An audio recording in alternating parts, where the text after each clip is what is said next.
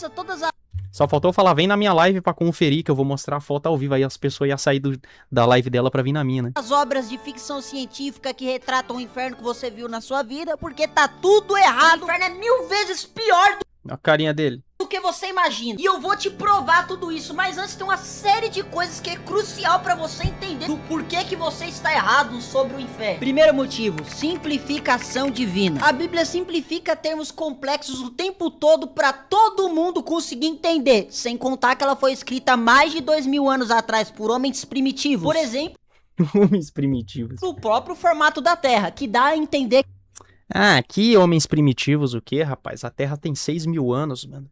Como é que os homens são primitivos se a Terra tem 6.000 anos? que a Terra é plana. Só que o versículo trata a Terra e o espaço como algo conjunto e não separado. Mas antes da gente entender o inferno, a gente precisa compreender o paraíso. Primeiro céu, segundo céu e terceiro céu. O primeiro céu é a atmosfera da Terra. Já o segundo céu é o espaço. E o terceiro é o paraíso, o céu espiritual. Como é que da hora essa imagem? E primeiro, olhando para essa analogia descrita no versículo, você pensa que existe uma separação clara entre esses três, só que na verdade não. Porque veja bem, o primeiro céu, que é a Terra, está dentro do segundo céu, que é o universo. Seguindo a lógica, o segundo céu está dentro do terceiro céu em uma infraestrutura invisível extremamente complexa, assim como a gente conheceu o universo da primeira vista. Era extremamente complexo e diferente de tudo. Sustentado por leis que a gente desconhece, assim como aqui no universo a gente tem a gravidade e as leis de Newton.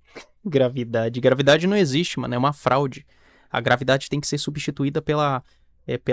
como é que é?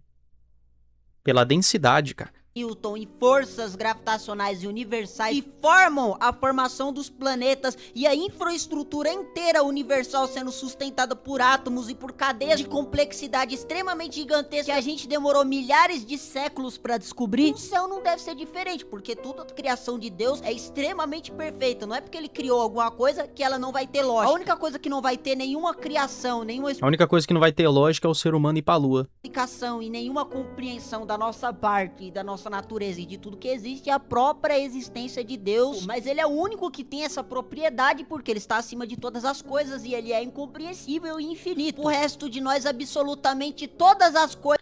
Não tem como compreender Deus, né, cara? Não tem, cara. Tem uma definição, podemos assim dizer, que a Bíblia diz de Deus. A Bíblia fala que Deus ele é o alfa e ele é o ômega, o princípio e o fim. Só que muitas pessoas pegam e falam, pô, antes de tudo, o que que existia? Quem que criou Deus? Só que não tem... A questão da criação já tem como base o tempo. Basicamente, quando você fala de Deus, você fala de tempo. O que que existia antes de tudo? O que que existia antes da Terra? O que que existia antes do universo? Todos esses questionamentos, ele tem como base o tempo. Só que quem criou o tempo foi Deus, cara. Vocês entendem, cara? Vocês entendem como que não faz sentido você usar a perspectiva humana, a dimensão que a gente foi inserido para explicar Deus? Porque ele está acima de tudo isso, cara.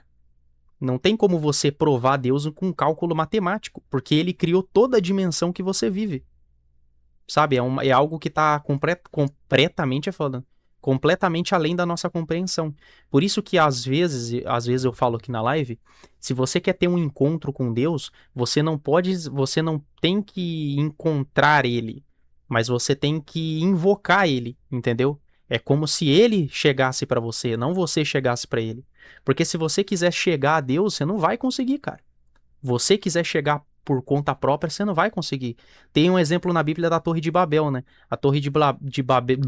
A Torre de Babel, eles criaram um monumento extremamente grande para que pudesse atravessar os céus do céu para chegar a Deus. Esse é a ignorância do ser humano para tentar chegar até Deus. Só que hoje, com a ciência evoluída, hoje, como a gente está com muito avanço na tecnologia, a gente sabe que foi completamente ridículo e patética essa ideia da Torre de Babel. Eles jamais chegariam por conta própria diante de Deus. Eles jamais iriam conseguir contemplar a grandeza e conseguir chegar até Deus construindo aquele monumento. Eles nunca iam conseguir fazer isso. Então é impossível você chegar até Deus com a sua própria vontade. você tem que clamar ele, invocar ele, entendeu? Para que ele possa vir até você e ele se apresentar até você. É assim que funcionam as coisas. Tem outro exemplo bíblico também, que é Jesus Cristo conversando com Nicodemos, se eu não me engano. E aí Jesus Cristo falava acerca do batismo, né? E ele falava que para você se batizar, você precisa morrer e nascer de novo. E aí Nicodemos pegou e falou: como que nós iremos morrer e nascer de novo, sendo que nós já nascemos? E aí Jesus respondeu para ele e falou bem assim: se eu estou explicando para você as coisas da terra e você não entende, quem dirá as coisas celestiais? Porque está extremamente além da nossa compreensão as coisas celestes, entendeu? Não tem como, cara. Tem outro exemplo também do padre. Tem um padre que ele tentou escrever um livro que tentasse deduzir ou explicar o mistério da Trindade, Pai, Filho e Espírito Santo, né? E uma vez ele teve um sonho que ele estava na beirada de uma praia e tava o mar e a praia. E tinha uma pessoa nessa praia, no mar ali na areia, que tava fazendo um buraco na areia. E aí ele chegou pra essa pessoa e pegou e falou bem assim: pô, cara, por que você tá tentando fazer um buraco na areia? Daí ele pegou e falou: eu tô tentando colocar a água do mar inteira dentro desse buraco que eu vou cavar aqui. Daí ele pegou e falou: cara, você é maluco? Você nunca vai conseguir fazer isso. Você nunca vai conseguir cavar um buraco e colocar a água do mar aí dentro. Aí ele disse que esse homem se transformou num anjo no sonho dele e pegou e falou: esse daqui é você tentando descobrir o mistério da Trindade, cara. Não tem como a gente, com a nossa perspectiva e com a nossa limitação humana, tentar compreender o que é Deus, cara. Porque é algo que tá completamente fora da nossa perspectiva e da nossa realidade, entendeu? Mais ou menos isso daí, né? Do porquê que não tem como você explicar Deus com cálculo matemático, né? Coisas têm uma cadeia extremamente complexa de explicação por trás, uma biologia, uma natureza desconhecida, uma propriedade. E com o paraíso e o inferno, isso não é diferente, amigão. Porque veja bem, as muralhas que ele diz está rodeando a Terra, não é a Antártica e nem o Polo Norte, e sim muralhas que ele descreve assim, porque ele é um homem primitivo de mais de 2000 anos atrás. No Pior que isso faz sentido mesmo. caso, João e os apóstolos e todos os homens utilizados por Deus. Isso daqui é um exemplo também de Apocalipse, né? Por exemplo, Deus, ele revelou Apocalipse para João, só que ele revelou Apocalipse para João, e João escreveu segundo a perspectiva que ele tinha daquela época. Ou seja, provavelmente Deus tinha mostrado helicópteros, drones. E o que João escreveu? João escreveu que existia gafanhotos gigantes no céu que tinham a capacidade destrutiva. Ou seja, hoje em dia existe helicópteros e ele confundiu não, né? Ele deduziu isso e associou isso com insetos gigantes nos céus que estavam destruindo. Hoje a gente sabe que isso é helicóptero. Helicópteros, drones que fazem isso, entendeu? Outra coisa também, ele pegou e falou que existiu uma visão dele que caiu do céu, a estrela caiu do céu muito grande, como absinto, né? Absinto é tóxico, né? E caiu no mar, e caiu na terra. Isso pode ser confundido, ele pode ter deduzido isso como se fosse uma bomba atômica, como se fosse um meteoro. Hoje a gente sabe disso, mas ele deduzia naquela época segundo a perspectiva que ele tinha daquela época. Naquela época eles não sabiam o que era meteoro, né? Naquela época eles não sabiam o que era bomba atômica. Naquela época eles não sabiam o que ele era helicóptero, o que era jato, o que era armas de fogo. Ele não sabia. Eles não sabiam, entendeu? Então ele deduziu segundo a visão que ele teve. Gênesis também pode ser assim, né? Mas eu não vou entrar nesse detalhe aí que é meio polêmico, né? Para escrever a Bíblia, porque a Bíblia é um livro inspirado por Deus, mas escrito por homens. Tudo que tá escrito ali foi porque Deus usou alguém para escrever aquele versículo do jeito que ele queria. Mas eles ainda são humanos, eles ainda possuem limitações, eles não conhecem de todas as coisas, eles não conhecem nem metade das coisas que a gente sabe hoje e julga ser básico. Por exemplo, matemática, por exemplo, as estrelas, por exemplo, o universo, a galáxia, muitos animais. Matemática eles sabiam. Eles não conheciam muito. Os gregos já sabiam matemática há muito tempo. Muitas frutas que a gente consome hoje em dia, eles não conheciam por causa das limitações geográficas da época e de exportação. Porque se você não sabe, a humanidade só começou a explorar os mares literalmente 1400 anos depois de Cristo. E a gente sabe que o último apóstolo foi João. Literalmente. Mas como que foi 1400 anos atrás se a Terra tem 6.000 anos? Milhares de pessoas morreram sem ter o conhecimento do formato da Terra. Você acha que esse cara vai saber descrever uma barreira tridimensional que separa a terceira dimensão da quarta? Ou algo muito mais complexo do que isso? Nem eu e você saberia descrever se a gente visse com os próprios olhos, porque é algo que vai muito além da nossa compreensão. Imagine um cara que nem saberia descrever o que é um celular. Pobre coitado desses apóstolos. Por exemplo, como é que se descreve um peixe para um povo que nem sequer se sabe da existência do oceano? Como é que você descreve um pássaro para um povo que vive isolado numa ilha paradisíaca e nunca viu isso na vida? Ou seja, as grandes muralhas que eles descrevem, ou o grande firmamento, talvez seja algo que esteja extremamente distante da Terra, que estão a bilhões de quilômetros lá no espaço, muito longe, que são a limitação. É por isso que muita coisa da Bíblia às vezes você sabe por revelação, né? Por revelação de Deus, entendeu? Só que hoje em dia todo mundo interpreta a Bíblia de uma forma... uns interpretam de uma forma, outros interpretam de outra, e fica foda, né? Gravitacional imposta pelo limite atômico de 3 dimensões, ou seja... Tem gente que fala que é cristão e não acredita na Bíblia.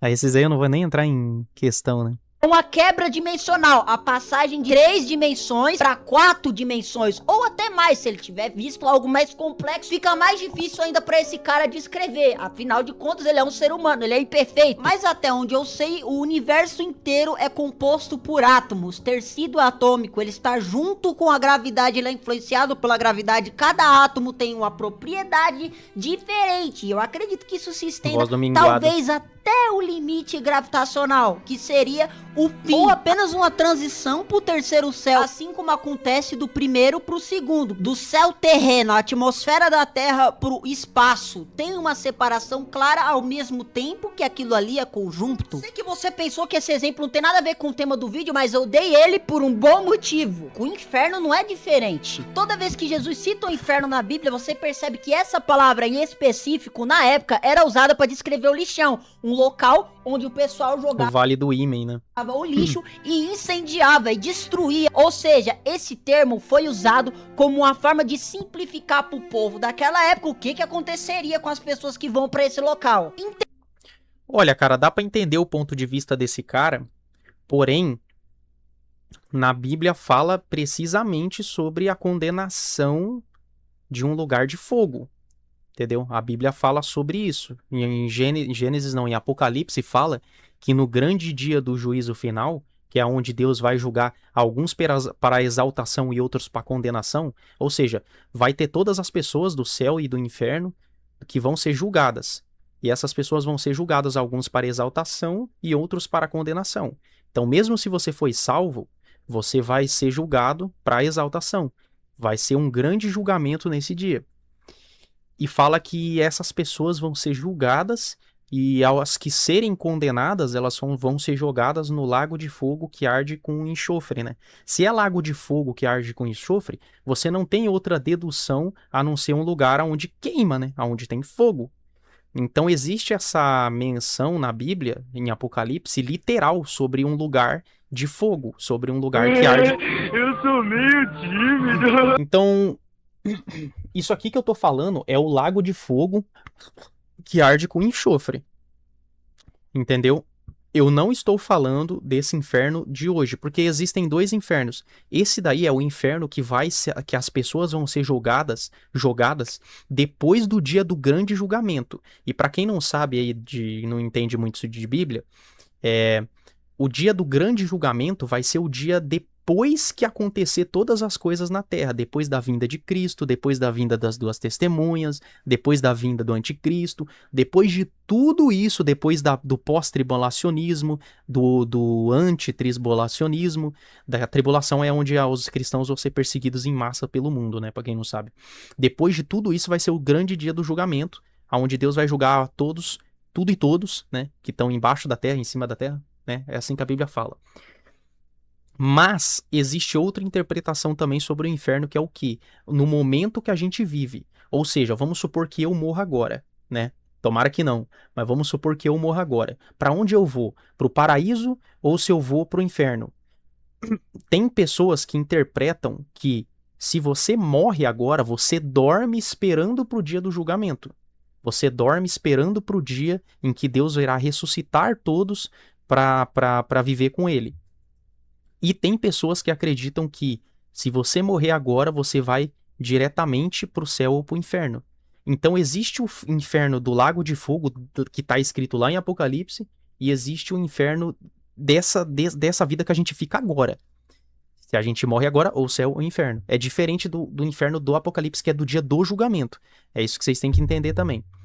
E aí, tem muita gente que tem essa interpretação. Pô, se você morre agora, você vai pra onde? Pro céu ou pro inferno, ou você dorme esperando pro dia do julgamento? Ou, se você morre agora, né?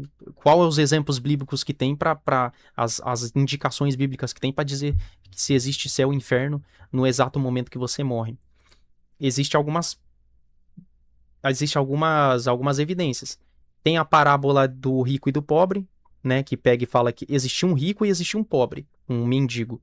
E esse mendigo, ele se alimentava do lixo do rico. Aí o rico morreu e o pobre também.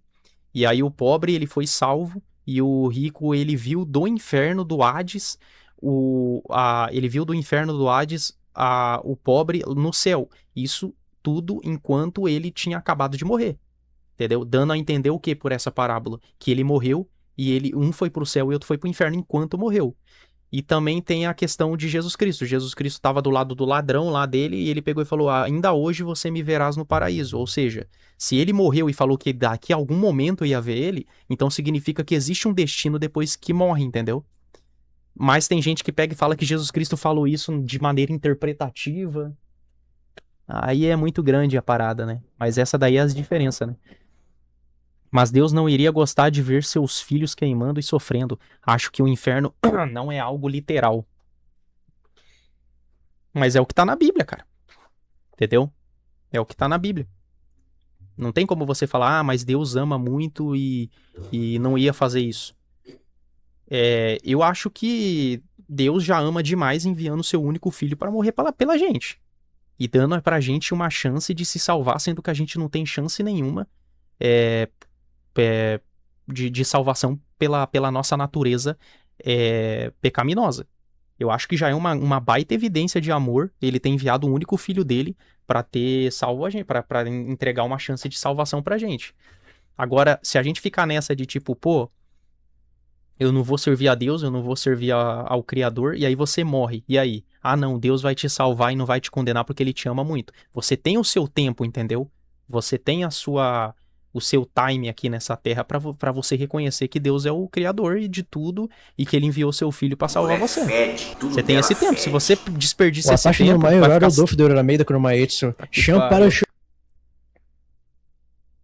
Esse bug insano tá de sacanagem já, hein?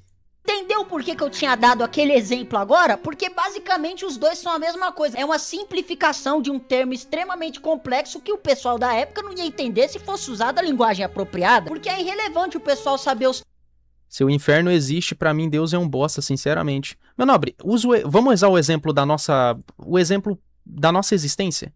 Tem um cara que comete crime pra caramba, faz um monte de merda, um monte de besteira, um monte de coisa fora da lei. Esse cara vai pra cadeia e todo mundo concorda que ele deve viver lá, que ele deve ficar lá na condenação da cadeia, entendeu? Se a gente tem, na nossa pequenez, cara, a gente tem essa visão, imagina Deus, cara, que é o criador de tudo. Ele envia o único filho dele pra dar a chance de salvação, porque a gente carrega a dívida de Adão, e mesmo assim a gente morre sem aceitar ele. E a gente automaticamente pega... E a gente se autocondena, porque existe a salvação em Cristo. E mesmo assim, é negativo, porque Deus deveria dar a salvação pra gente. É meio complicado também, né? Termos científicos apropriados para determinada partícula, para determinada ação, para determinada coisa. O que importa é a mensagem principal, ou seja, o inferno é a destruição, que é a mensagem principal. É a simplificação do termo correto. Mas um pouquinho... Mas você tá comparando uma cadeia com uma tortura eterna. Mas isso é a condenação que a pessoa traz pra ela, mano. Não tem como Deus impedir isso. É algo que a pessoa escolheu. Existe um caminho para você ser salvo. Deus não vai pegar na tua mão e te arrastar por esse caminho. Você tem a liberdade de escolher o seu caminho, entendeu? Existe uma condenação eterna que é algo que, sei lá, eu acho que ninguém merece, mas é o que a pessoa escolhe, pô. Existe um caminho que entrega a salvação e que Deus ele te dá liberdade para você entrar e seguir nele. E existe um caminho que é a condenação eterna. Você escolhe qual? Tá na sua mão. Enquanto você tá na sua vida, você tem a liberdade de escrever isso. Você tem a liberdade de escrever o seu destino. Só que daí você escolhe aquilo que é pior. Sendo que não deveria ser isso, entendeu? Realmente interessa o que seria o inferno. Existem milhares de camadas dimensionais até a gente chegar no real Não é a inferno. pessoa que, não é Deus que condena, é a pessoa que se autocondena. Altura, largura e profundidade. É onde fica a Terra, as estrelas, o sistema solar, todo o universo e tudo que existe até a barreira tridimensional que separa a terceira dimensão da quarta dimensão. Da quarta em diante seriam expansões dimensionais até o limite dimensional, que eu explico melhor nesse vídeo aqui. E o inferno seria do lado de fora. O thumbnail do maluco, velho. Ou seja, a inexistência, o nada absoluto, a ausência de toda a matéria e de toda a criação. Ou seja, o inferno não é fogo, como você imagina. Ele é o nada absoluto, a destruição, a ausência de toda a matéria. Basicamente como se Deus estivesse olhando pra você e dizendo: então já que você não segue as minhas regras, então fora da minha criação, e expulsa você pro lado de fora da realidade, onde não existe nada. Você vê isso até na fala que ele usa pra mandar essas pessoas pra Aí é uma interpretação diferenciada isso aqui. esse local. E naquele dia ele vai dizer: apartai vós de mim, malditos, pro fogo eterno, longe da minha presença, longe da minha criação. Existem muitos pecados que não justificam a tortura eterna. Mas Deus não criou o inferno para que as pessoas pudessem sofrer por ele, mas pela escolha das pessoas de serem designadas para lá, cara. Você entendeu o que eu quis dizer? Eu não vou repetir tudo de novo, porque senão eu vou ficar igual aquele rato que fica correndo e no mesmo lugar. Tem dois caminhos. Tem o caminho da salvação, que você pode seguir, o caminho da condenação. Você tem a liberdade, você tem a vida e você tem o tempo de vida enquanto você tá vivendo. Tem dois caminhos. Qual que você escolhe?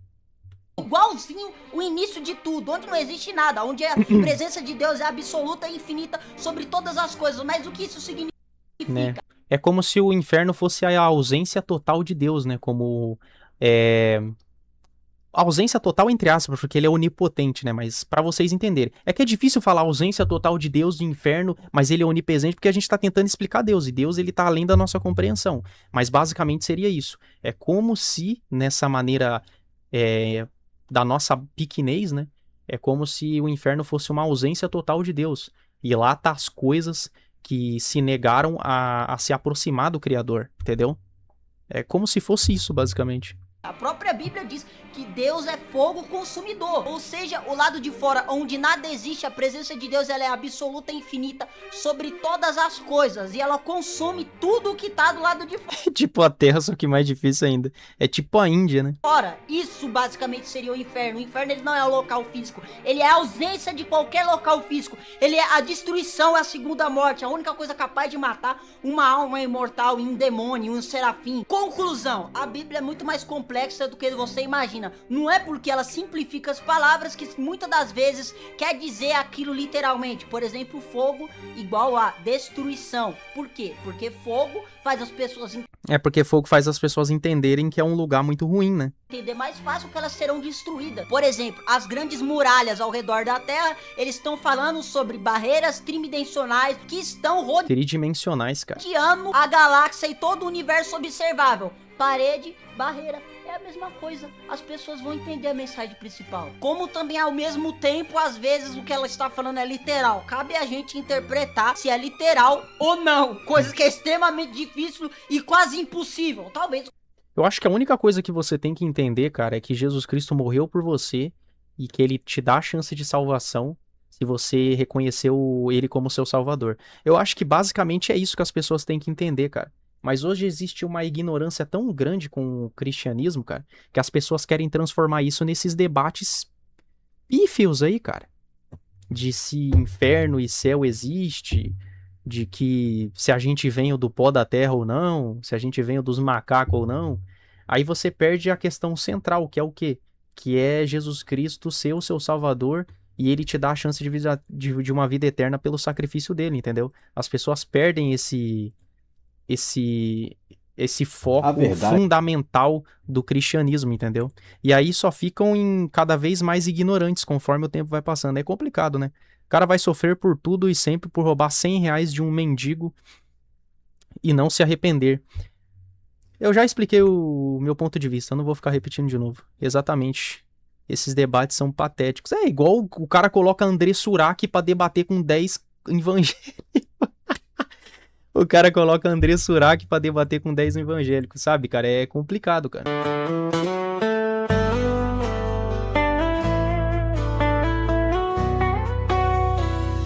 Chupa cavalos da bunda para vários homens. Vai bater o recorde mundial em dar a bunda. Coisa boa, hein? Pleje como é bom. Chupa homens e cavalos. Dá a bunda para um monte de homens. Aí Dalva vagabunda Carlinhos bebeu 4 litros de esperma, sendo 2 litros de esperma de homem.